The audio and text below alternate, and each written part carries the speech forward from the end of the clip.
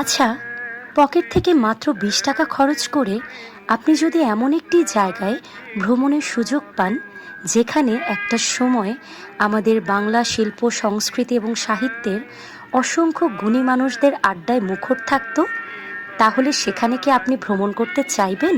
হ্যাঁ, আমি বলছি পুরান ঢাকার বাংলা বাজারের 1 নং শেষদাস লেনে অবস্থিত এই পুরাতন দোতলা বাড়িটির কথা, যেটি কিনা আমাদের পুরান ঢাকাবাসীদের কাছে বিউটি বোর্ডিং নামে পরিচিত।